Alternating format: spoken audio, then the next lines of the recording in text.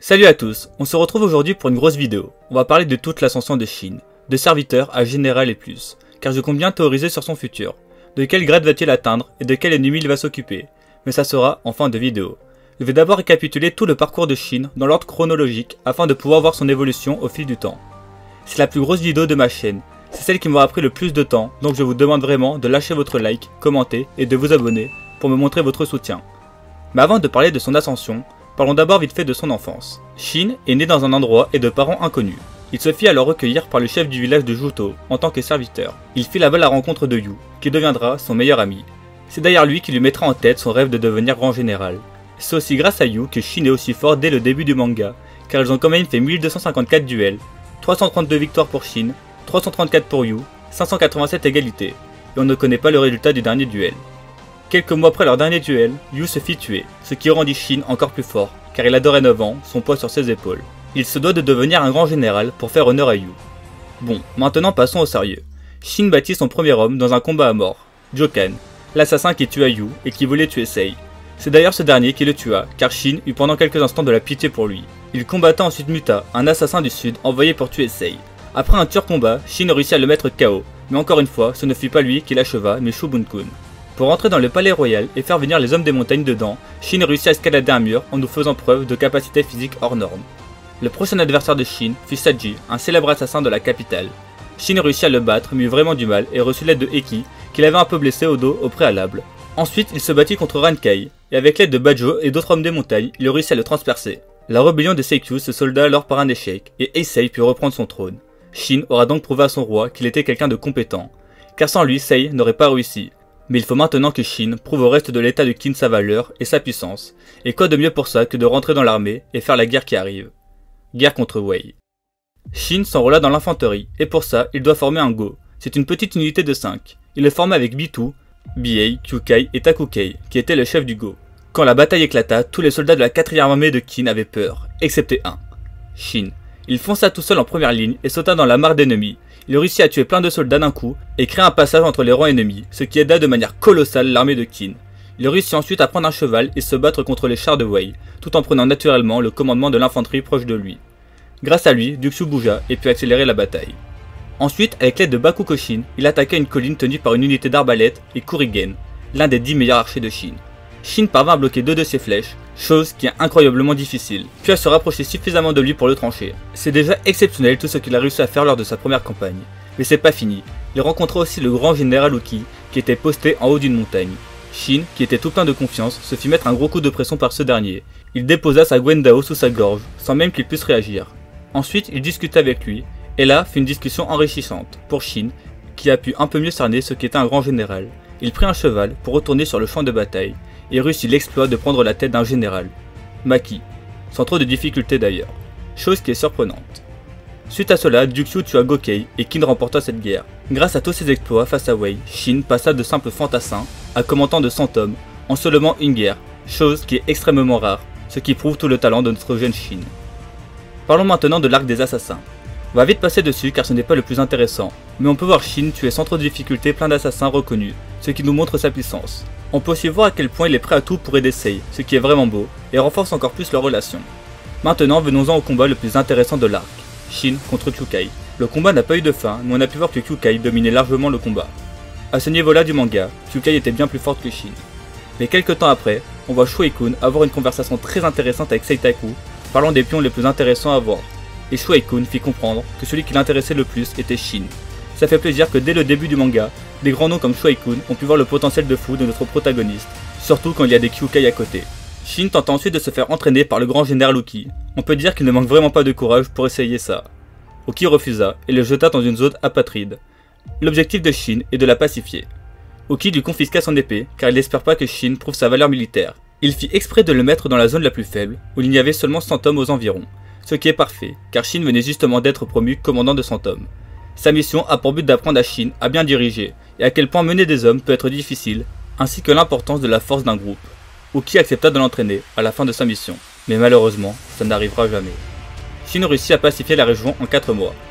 Zhao attaqua ensuite Qin, et le grand général Uki fut mobilisé en tant que grand général de l'armée. Shin fit bien évidemment partie de la guerre. La grande guerre de Bayou commença. Dès le début de la bataille, Uki chargea Shin et ses hommes de prendre la tête du général ennemi qui a 20 000 hommes avec lui. Shin accepta et Uki donna un nom à son unité, l'unité Aishin. Le commencement de cette unité qui nous fera tant frissonner dans la suite de l'œuvre. D'ailleurs, il n'attend pas longtemps avant de nous faire frissonner pour la première fois, car dès le début, c'est le cas. Leur plan pour pouvoir atteindre le général ennemi est de contourner l'ennemi sans se faire remarquer, pour les prendre par le flanc, ce qui est possible grâce à la petite taille de l'unité. L'unité Aishin fonça dans la mêlée et engagea un féroce combat. On a pu voir les talents de meneur hors norme de Shin, ainsi que sa capacité à inspirer ses hommes et les motiver à se battre. Après de lourds sacrifices, Shin réussit à se rapprocher de Fuki. Il sauta de son cheval afin de l'atteindre. Et en un coup d'épée, la vie du général Fuki l'avait quitté. La tête du général Fuki est tombée de la main de Shin, de l'unité Aishin. Grâce à ce fait, le nom de Shin résonna dans toute la Chine un court instant. Durant la nuit, Uken attaqua le camp de Qin. Shin l'attaqua et Uken le mit KO. Kukai ainsi que plein d'autres soldats l'attaquèrent, mais sans grand succès. Shin se releva alors et réussit à le blesser. Lui, qui n'est qu'un commandant de 100 hommes, a réussi à blesser l'un des 3 grands sœurs de Zhao. Certes, il n'était pas tout seul, mais c'est un exploit. Mais suite à cela, Uken le remit KO et l'unité Aishin prit la fuite, avec Shin sur ses épaules, poursuivi par des soldats de Zhao. Grâce à ce moment, on a pu voir à quel point l'unité Aishin était soudée, et prête à tous les sacrifices pour sauver Shin, car tant qu'il restera en vie, l'unité ne mourra pas. Bitu perdit la vie cette nuit-là. Durant le dernier jour de la bataille, Shin était plus un spectateur qu'autre chose, mais il fit quand même quelque chose de notable. Tranchant en deux Jika, l'un des 10 grands archers de Shin, celui qui venait de tirer une flèche dans le dos d'Uki. Shin était fou de rage et le tua sans difficulté. Mais c'était trop tard. Uki se fit transpercer par Uken. Mais avant qu'il lui mette le coup de grâce, tout para son épée, et Shin monta sur le cheval d'Uki pour lui permettre de s'enfuir.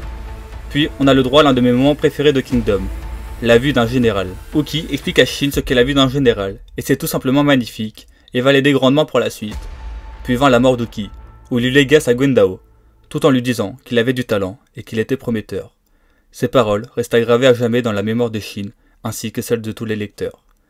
Et c'est sur ça que se termina la campagne de Bayou. Shin fut promu commandant de 300 hommes. Riboku vint plus tard à la capitale de Qin, afin de proposer une alliance avec Qin. Suite à cela, un festin commença. Shin se retrouva face à Riboku, et lui dit une chose très importante. Ce sera moi, Shin, de l'unité Aishin qui te vaincrai, et personne d'autre. Cette promesse est encore d'actualité, et on a hâte qu'elle se réalise. Un peu avant la guerre de Sanyu, Shin rencontra Huan et Muten. Je vous passe les détails, mais une rivalité s'installa entre ces trois-là, mais surtout entre Huan et Shin. La bataille de Kuro commença, et en 11 jours, la ville tomba. Principalement grâce à Huan et Muten. Shin se fait donc mettre à la traîne par les deux autres. Mais c'est aussi à ce moment-là qu'il a pu découvrir les horreurs de la guerre. Car Rindu, un commandant de 1000 hommes de Qin, s'amusait à brûler la ville, massacrer des innocents, ainsi que d'autres atrocités. Bien évidemment, Shin ne peut laisser passer ça, et l'attaqua. Ce dernier lui dit que si jamais il le blessait, voire pire, Shin serait exécuté, ainsi que toute son unité. Muten lui expliqua aussi. Shin ordonna alors à Rindu d'arrêter ça, mais ce dernier répondit que non, et se rua sur Shin. Il le trancha donc et nous fit un sublime discours, en expliquant qu'il ne pourra jamais tolérer ce genre de choses. Peu importe qui l'a en face, c'est sa façon de combattre et elle ne changera jamais. Ce moment fut vraiment un instant important pour le développement de Shin et son unité qui ont pu voir quel genre de capitaine ils avaient. Quelqu'un qui a des convictions et qui les suit, il marche droit comme une flèche vers sa cible. Shin ne reçut quasiment aucune sanction suite à cela, grâce à Muten qui a fait jouer l'influence de ses parents. La ville suivante tomba principalement grâce à Shin et son unité. Mais pendant la nuit, le général ennemi Rinko s'introduit dans le QG de Qin et tua plein de commandants de 1000 hommes. Il réussit à s'enfuir, mais Shin le rattrapa dans la journée et se battit contre lui. Rinko décela en lui l'aura d'un général. C'était léger, mais il le sentit bien plus que n'importe lequel des autres officiers qui l'avaient tué. Shin ne réussit pas à prendre l'avantage sur Rinko, et ce dernier partit. Muten et Huan sont promus temporairement commandants de 1000 hommes pour combler les meurtres qu'a fait Rinko. Mais Mugu décide aussi de mettre Shin à ce rang.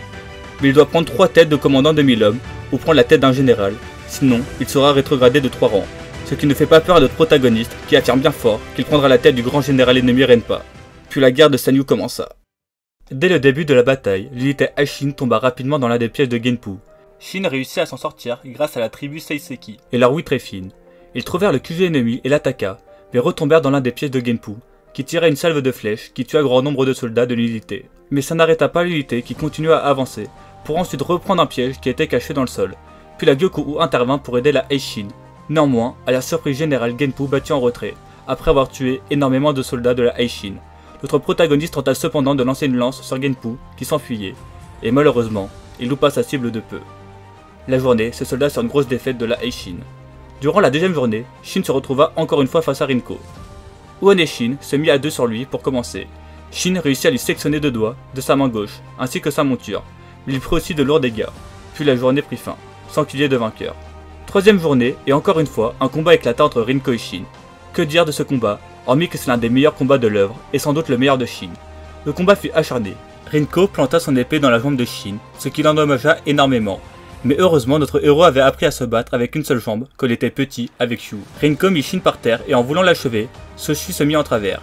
Rinko l'attaqua donc, mais cette brèche suffit à Shin pour le trancher. Mais ça ne suffit pas pour le tuer. Il se releva encore, et le combat reprit. Les planches sous la pluie apportent quelque chose de phénoménal à ce combat, mais Shin finit par transpercer Rinko, dans l'une des plus belles planches du manga. Shin réussit à tuer un général reconnu par les plus grands, et ça fait vraiment quelque chose. En plus, Rinko, contrairement aux autres généraux que Shin avait tués, il avait une vraie personnalité. Leur dialogue durant le combat était très intéressant et permettra à Shin d'encore plus évoluer.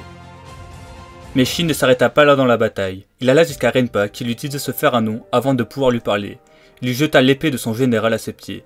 Il reconnut l'épée et se rapprocha de Shin pour lui asséner un énorme coup d'épée. Le plus puissant coup qu'il avait pu prendre depuis le début du manga. Le coup d'un grand général. Il réussit à le parer mais prit de lourds dégâts. Puis Renpa se mit à parler à Shin et ça sera sans doute l'une de ses conversations les plus importantes de sa vie. Lui expliqua ce qu'il fallait pour être un grand général. Il faut avoir la volonté de 100 hommes, mais aussi la force et la sagesse de 100 hommes, sans oublier la chance et l'expérience de 100 hommes. Voilà ce qu'il faut à Shin. Renpa lui demanda ensuite s'il voulait l'égaler, mais Shin lui répondit qu'il ne voulait pas simplement l'égaler, mais qu'il comptait bien tous les dépasser. Sauf que Renpa lui rétorqua que c'était impossible.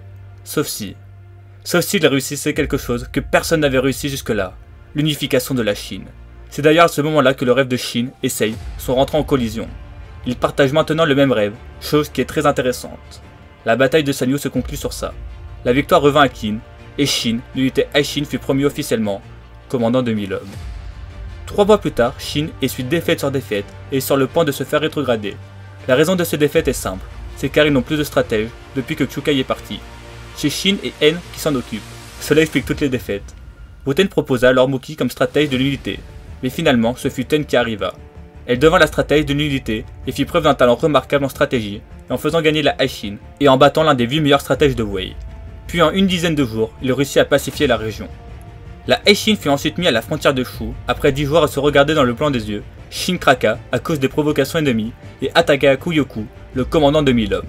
Le combat ne dura pas longtemps, car il se fit interrompre, mais les deux avaient une puissance à peu près équivalente. Je pense que Kuyoku sera l'un des plus grands adversaires de Kin. Vous en reparlerez en fin de vidéo. Un peu plus tard, Shin alla sauver le village de Jo, que l'état de Han attaquait.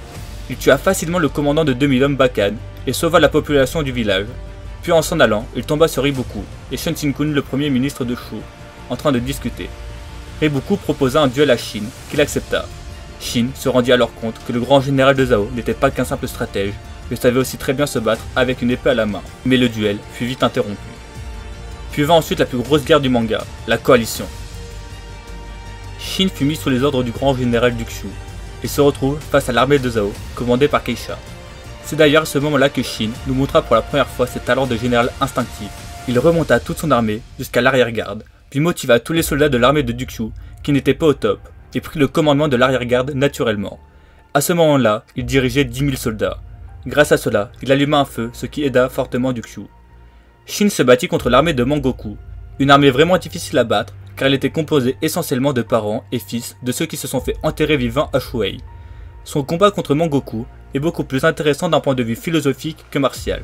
Les dialogues sont vraiment intéressants, car on a un Mangoku qui est complètement ravagé par la guerre à cause du massacre qu'il a subi. Puis il dit que peu importe ce qu'il se passera, ça ne changera rien, car les hommes sont condamnés à se faire la guerre. Shin pensait pareil que lui, jusqu'à ce qu'il se rappelle qu'il y avait bien un homme capable de mettre fin à la guerre, et ce dernier n'est autre que le roi de Qin, Heisei. Shin réussit ensuite à tuer le général Mangoku sans grande difficulté, en lui promettant que plus jamais il ne laisserait un massacre comme Shuei se commettre. Shin ne fait ensuite plus grand chose de notable jusqu'à la fin de la coalition, hormis à Sai. Mais avant de parler de Sai, parlons du moment où Dukshu et la Aishin ont intercepté l'armée de Riboku, qui s'y rendait. Malheureusement, il y avait trop peu de soldats pour faire quelque chose, et le grand général Dukshu décéda, en léguant son bouclier à Shin, et en lui disant de ne jamais laisser son feu s'éteindre. Shin, fou de rage, voulut faire demi-tour, mais après s'être fait sermonner par Eki, il décida de se rendre à Sai, complètement déprimé et sans aucune force. Mais c'est à ce moment-là qu'il vit un rayon de lumière, et qu'il commença à reprendre espoir. C'est la première fois qu'on voit un Shin aussi désespéré et autant au bout du gouffre. Le voir demander à Sei de poser sa tête sur son épaule pour se reposer me procure des sentiments indescriptibles. Voir toute la complicité entre Sei et Shin est vraiment incroyable. Durant la bataille, Shin a été le commandant du mur sud. Alors que Riboku essaya de mettre pression aux habitants de Sai en leur disant de se rendre, Shin réussit à remotiver les habitants de la ville grâce à la flamme que Sei avait mis en eux. Durant le premier jour de la bataille, on peut voir que Shin se bat vraiment bien, ce qui impressionne Sei. Lors du deuxième jour, Shin réussit à battre Futei, un commandant vraiment rapide, puis à battre Kane, bien qu'aucun des deux ne soit mort. Le cinquième jour, Shin sauva Sei in extremis qui était allé directement sur le champ de bataille et tua plein de soldats ennemis. Mais ce fut le sixième jour que Shin fut le plus impressionnant. Il fit un discours digne de lui à son unité. « Oh les gars, le moment est venu pour nous de montrer de quoi on est capable. Les habitants de la ville ont déjà donné 200% de ce qu'ils pouvaient, alors maintenant, donnez-vous à 300%. Enfin moi, je vais me donner à 1000%. » Et il n'a pas menti. On a vu un Shin terrifiant. Il est rentré en état second, en tuant je ne sais pas combien de soldats ennemis. La moitié des corps par terre, ce sont lui qui les avait tués. Il a vraiment tout donné dans cette bataille, et à la fin de la journée, il ne pouvait même plus bouger, et était encore contre le mur de la ville. Sei est d'ailleurs parti le rejoindre, et a dormi à ses côtés. Déjà que Shin et Sei avaient un respect mutuel incroyable, je pense que c'est vraiment à Sai qu'ils se sont rendus compte à quel point l'un était important pour l'autre. Sei a pu voir à quel point Shin progressait vite et était un général puissant, avec les mêmes convictions que lui, et qu'il aurait réellement besoin de lui pour pouvoir unifier la Chine. Tandis que Shin, lui, a pu se rendre compte à quel point Sei était un roi inspirant, et qu'il savait galvaniser n'importe qui. Il a pu voir qu'il n'était pas un roi comme les autres, et qu'il avait le potentiel pour unifier la Chine, chose dont Shin a besoin maintenant, s'il veut réaliser son rêve, qui est aussi d'unifier la Chine, pour pouvoir surpasser n'importe lequel des généraux. Puis vint le dernier jour de la bataille de Sai. La porte tomba, mais les hommes des montagnes arrivèrent en renfort, et repoussa les soldats de Zhao. Mais avant ça, Uken fit son intervention, et Shin se sentit obligé de descendre du mur, pour pouvoir l'affronter en duel. Il chargea sur lui, et sa monture attaqua sa monture, ce qui permit un combat au sol. Uken mit un gros coup aux côtes de Shin, il réussit à le parer. Il réussit ensuite à taper dans l'arme d'Uken, pour le repousser, puis réussit à le planter dans le corps et lui asséner un énorme coup d'épée au visage, qui laissa une cicatrice sur son visage. Shin se prit un énorme coup, aussi, mais se releva. Le combat fut ensuite interrompu, et Shin réussit donc à faire un match nul contre Uken. Bon, c'est un peu abusé que Shin tienne tête à Uken comme ça, aussitôt dans le manga, mais c'est plus symbolique qu'autre chose, et ça ne change rien au scénario, donc ça me dérange pas plus que ça. La bataille de Sai se finit sur ça, et Qin sortit donc vainqueur de cette guerre contre la coalition. Shin, l'unité Aishin, fut promu commandant de 3000 hommes, suite à ses exploits durant cette guerre. Il récupéra d'ailleurs 500 soldats de Dukshu, et Kyukai revint dans l'unité. 2 ans plus tard, Shin fut promu commandant de 4000 hommes, et Kyukai 2000 hommes. L'unité comportait alors 5000 hommes. Il fut envoyé à la ville de Tonryu pour stopper la soi-disant rébellion de Seikyu. On put voir que Shin avait fait d'énormes progrès, et commença à manier des Gwendao pour pouvoir manier un jour celle du grand général Uki. Shin ne fit pas grand chose de plus durant cette bataille, qui ne dura qu'un jour, mais par contre, pas longtemps après ça, commença une guerre plus importante. La campagne de Shoyu. Durant cette bataille, il affronte 3 des 7 dragons de feu de Wei, ainsi que Go-Mei. Le plan de l'armée de Qin consiste à coordonner 3 armées pour taper simultanément les 3 positions ennemies en même temps, et ainsi gagner la bataille. J'ai fait simple pour les explications. Shin est le commandant de l'une des 3 armées. Il se retrouve face à l'armée de Geimmu, un grand général terrifiant. Dès le premier jour, il se retrouva face à lui. En seulement un coup, Shin vola à plusieurs mètres. Il sentit le coup passer dans tout son corps, bien qu'il ne fût pas blessé. Il continua ensuite le combat contre lui.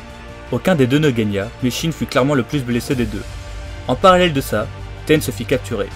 Grâce à cela, on a vu un moment vraiment touchant, de Garo qui demande ce que Ten représente pour le capitaine.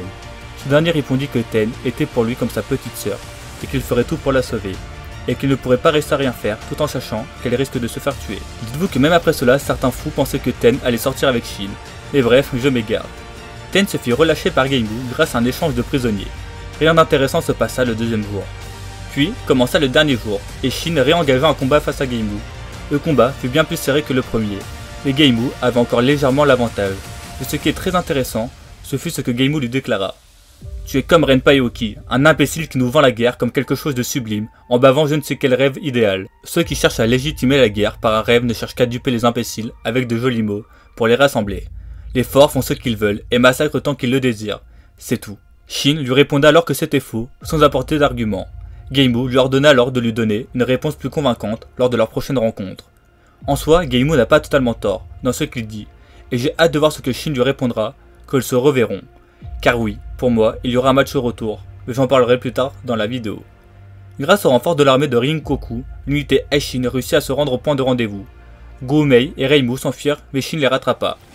Ne sachant pas lequel était Guomei, il trancha Ryu car Guomei l'appela par son prénom, ce qui lui permit de s'enfuir. Shin tua donc le grand général Ryu. L'armée de Qin remporta cette bataille, et Shin fut promu commandant de 5000 hommes. Ensuite, on le vit durant l'arc du couronnement.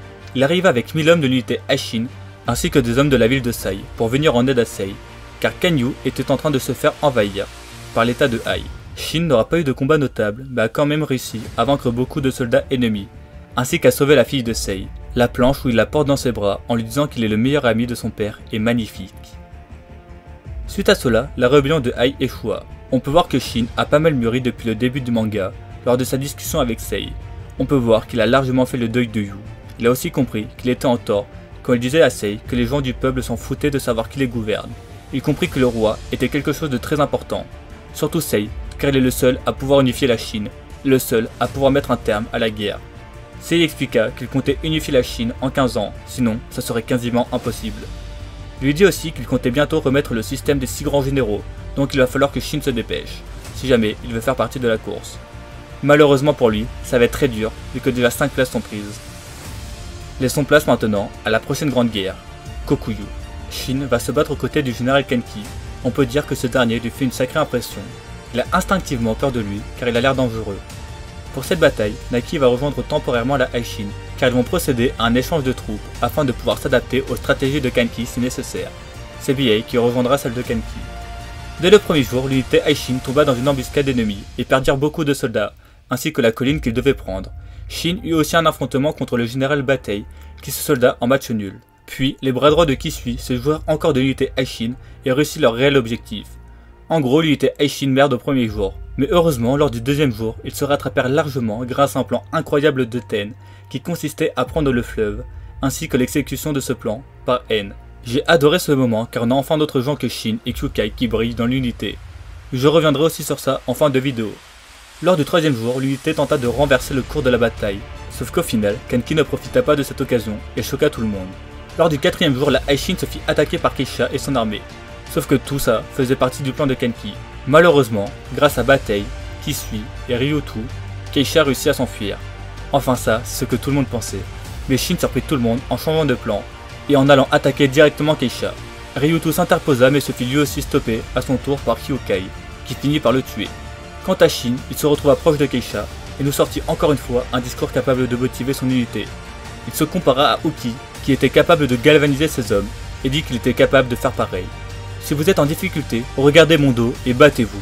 Tout ce que vous avez à faire, c'est de regarder mon dos et suivez-moi.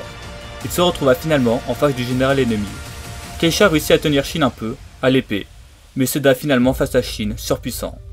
Keisha l'avait malheureusement sous-estimé. Depuis le début du manga, c'est la première fois que Shin tua le général en chef de l'armée ennemie. Mais ce fut aussi la seule grosse bataille qu'il a fait, où il n'avait pas été promu. Pourquoi me diriez-vous? À cause de son différend avec Kanki. Il a tué plusieurs personnes de son armée. Il n'a donc pas pu être promu à cause de ça.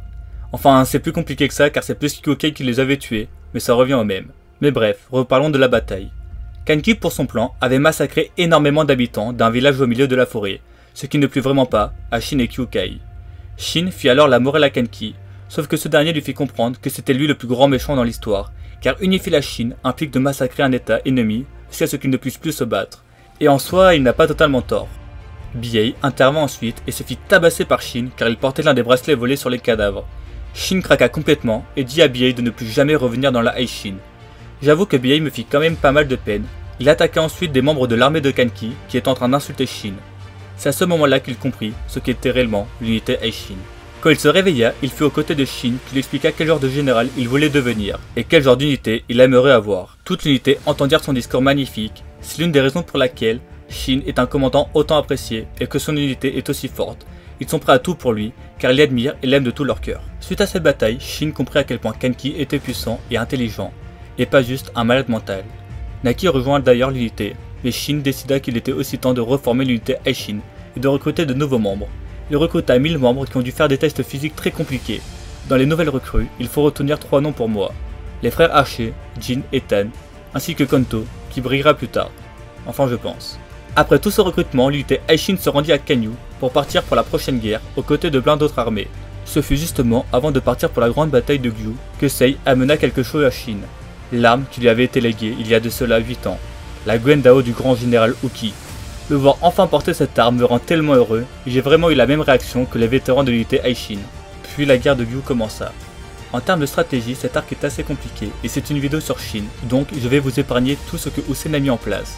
Il faut juste savoir que 10 jours après avoir changé de direction à Kinnan, la Aishin et Yotanwa ont réussi à prendre la ville de Retsubi en un jour. Il n'y a pas grand chose à retenir sur cette bataille, excepté que Shin commença à manier la Guandao d'Uki, et avait donc du mal à bien s'habituer.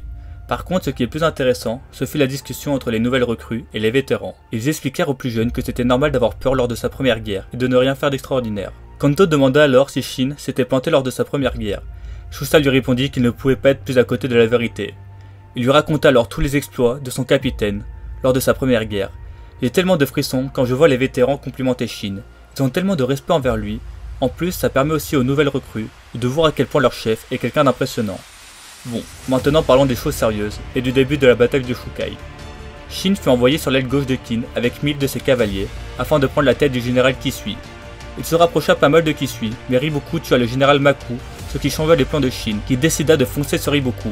Il n'arriva pas à l'atteindre, chose que Riboku ne manqua pas de lui faire remarquer. Shin lui promit alors de nouveau qu'il allait prendre sa tête, la tête de l'un des 3 grands sœurs de Zhao.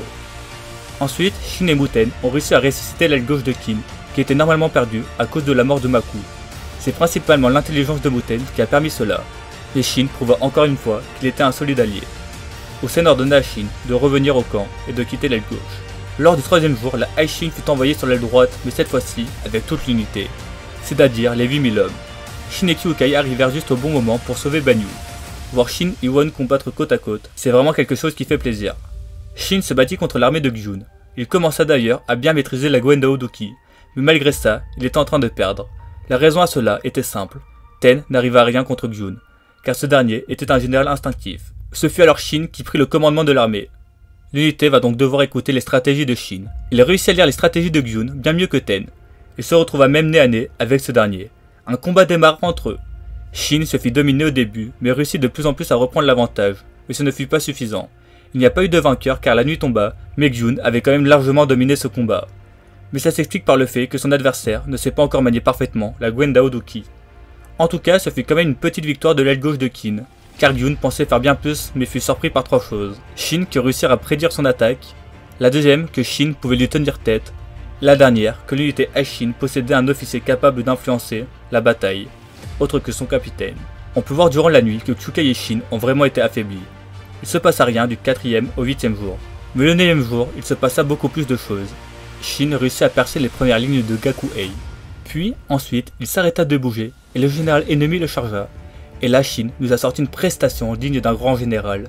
Il releva la tête et one-shota le général Gakuei, comme si c'était un simple random. On voit qu'il a vraiment progressé de fou. Lors du 10e jour, ce fut l'armée de Kin qui se battit le plus vaillamment. Ce fut lors de la nuit du 11e jour que Uon alla voir Shin et lui parla de l'éveil de leur armée. Le lendemain, Shin se mit devant toute son armée, et fit l'un des meilleurs discours du manga. Je vais vous le lire car il est vraiment légendaire. L'unité Aishin ne comptait que 100 hommes à ses débuts. Tout a commencé quand nous avons reçu l'ordre de tuer un certain général Fuki, l'un des généraux les plus dangereux. Et depuis, nous avons enchaîné les batailles, les plus dangereuses les unes après les autres, accumulant accomplissement sur accomplissement et grandissant en taille à chaque fois. Et maintenant nous sommes une unité de 5000 hommes, avec les 3000 de Kyukai, ça fait un total de 8000 hommes. Mais on ne va pas s'arrêter là. Je vais devenir un grand général sous les cieux, et quand cela arrivera, j'aurai plusieurs dizaines de milliers d'hommes sous mon commandement. Cependant, vous serez le cœur de cette armée. C'est vous, aujourd'hui, devant moi, qui serez l'essence de cette armée. Et le jour venu, je veux me tenir devant eux, comme je le fais maintenant. Je veux me tenir devant des dizaines de milliers d'hommes, et leur parler du jour où l'unité Aishin de 8000 hommes a réalisé un miracle sur les plaines de Shukai, en sortant victorieuse. Et que grâce à eux, j'ai réussi à devenir un grand général sous les cieux. Personne ne vient nous aider, mais je veux quand même pouvoir leur dire comment aujourd'hui, malgré tout ça, l'unité Aishin a réussi à remporter cette bataille. Comme si j'allais laisser notre histoire s'arrêter ici. Prêtez-moi votre force, unité Aishin. Pas tout seul, mais ensemble, avec vous tous, on va continuer d'avancer jusqu'à ce que l'on atteigne le rang de grand général sous les cieux. Prêtez-moi votre force, unité Aishin. Suite à cela, l'unité n'a jamais été aussi forte, et on a pu voir à quel point Shin était un leader charismatique et qu'il savait trouver les mots justes. Lors du 13e jour, Uon tomba, et ce fut Shin qui reprit le commandement de toute l'aile droite. Le 14e jour, la Aishin perdit leur vice-commandant d'infanterie Shusa, qui décéda dans les bras de leur capitaine. Après cela, il partit affronter le général Shugaryu, et réussit à le tuer. En plus, lors de son coup final, on vit la silhouette d'Uki derrière lui, et comment ne pas être fier. Le 15e jour, Shin se retrouve nez à nez avec le grand général Uken, qui venait de mettre KO Kyukai. Le combat entre Uken et Shin fut extrêmement serré, il faisait force égale, tout le monde pensait que Uken le battrait facilement, mais pas du tout. Shin réussit à casser l'arme d'Uken, et ensuite il le trancha en deux. Il réussit enfin à venger ses deux mentors, Uki et Dukyu. À ce moment la Chine franchit vraiment un cap, son nom rayonna dans toute la Chine, et personne n'est prêt de l'oublier. Il tua l'un des trois grands cieux de Zhao. Suite à ce combat, Shin mourra. Bon, je ne parlerai pas de ça, car je trouve que c'est vraiment nul à chier. Ara aurait juste dû laisser Shin dans le coma durant plusieurs jours, ça aurait été mieux. La guerre se finit un peu après ça, sur la victoire de Qin. Quand ils rentrèrent à Kanyu, ils furent tous acclamés. Sei expliqua d'ailleurs à Shin que s'il veut passer général, il lui faut un nom de famille. Il choisit alors celui que Yu avait choisi. Dorénavant, il s'appellera Li Shin. Il fut alors promu général aux côtés de Huan et Wuten, pour tous leurs exploits durant la campagne de Gyu, l'une de mes planches préférées d'ailleurs. Ensuite, on passa à la bataille d'Eikyu, où il tua le général Gaku Akuku, lors d'un duel à l'épée. Ça a vraiment fait du bien de voir Shin se rebattre avec l'épée de Yu. Il donna quand même le coup final avec sa Wendao. Mais le plus intéressant dans cet arc, ce fut le moment où Kanki décapita les 100 000 soldats de Zhao. Shin voulait le tabasser car pour rappel, il avait promis à Mangoku qu'il n'y aurait plus aucun massacre. Malheureusement, sa promesse ne fut pas tenue. Pire même, Kanki ne se firent quasiment pas punis. J'aurais bien aimé développer plus ce point, mais étant donné que Kanki meurt à l'arc d'après, je pense pas que ce soit super intéressant.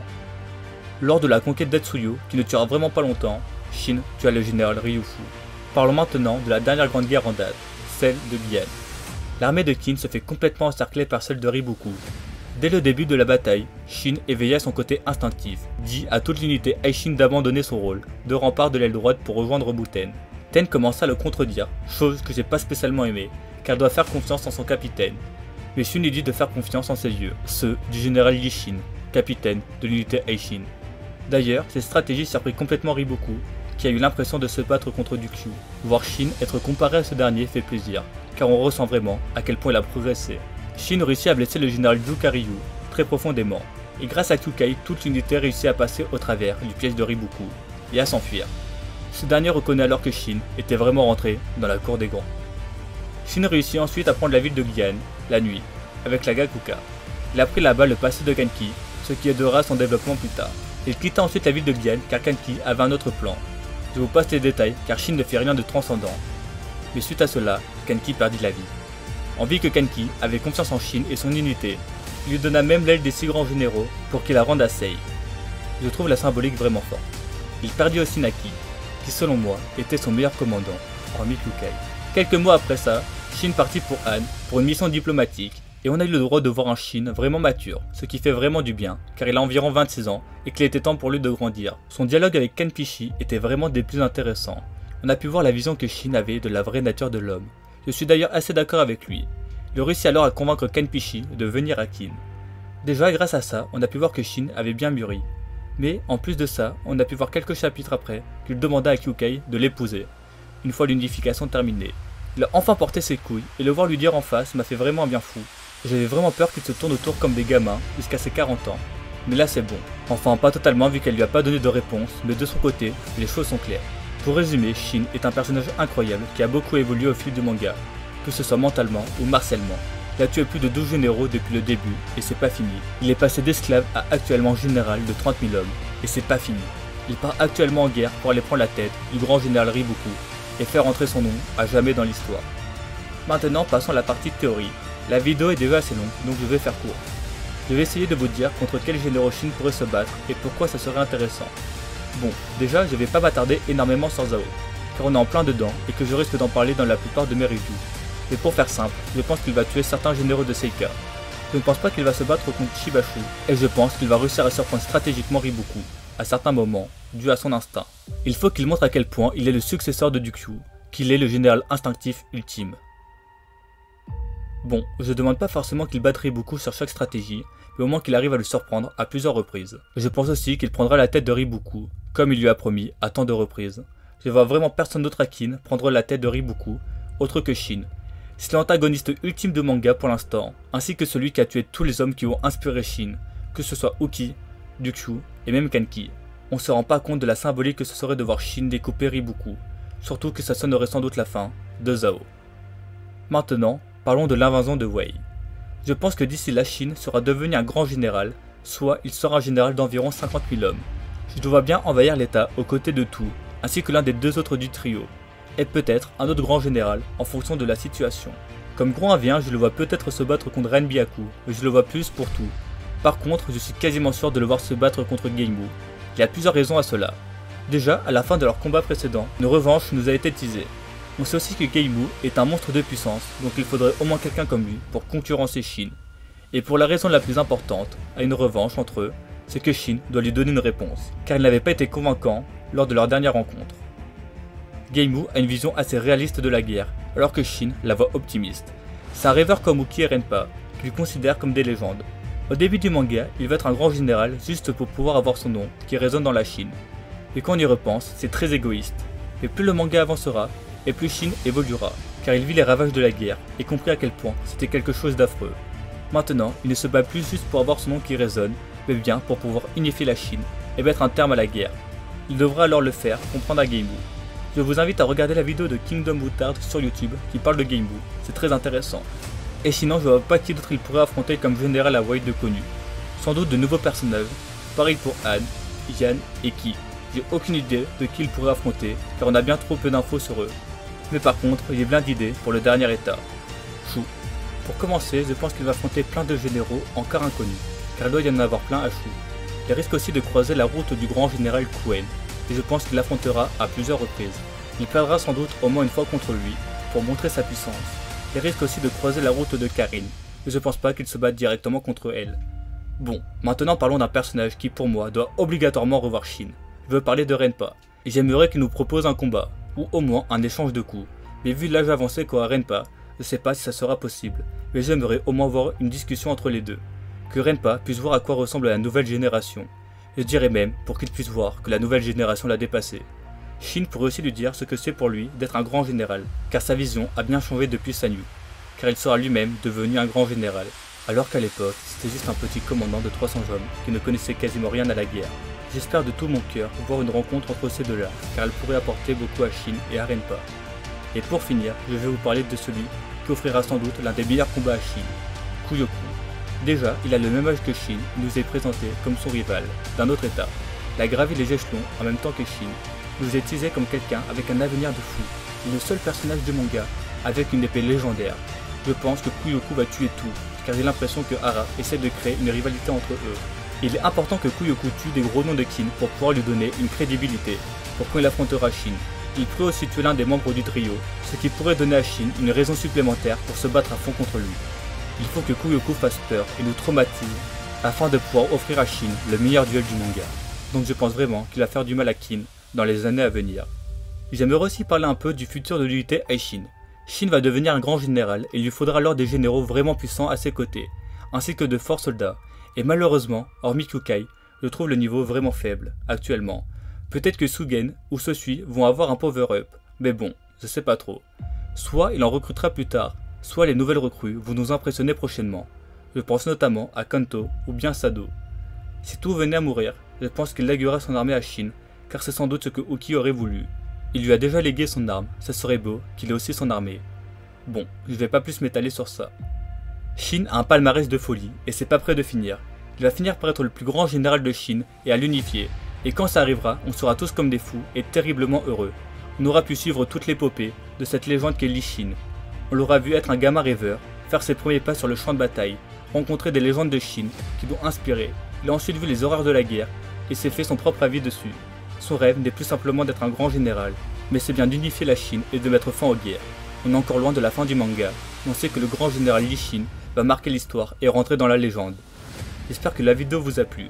C'est celle qui m'aura pris le plus de temps. J'espère vraiment que vous l'avez aimé. Partagez-la un maximum s'il vous plaît, ça ferait vraiment plaisir. Si vous commentez rarement, c'est le moment de me montrer que vous êtes là. Likez la vidéo et abonnez-vous, vous connaissez. Sur ce, bonne journée et vive Kingdom.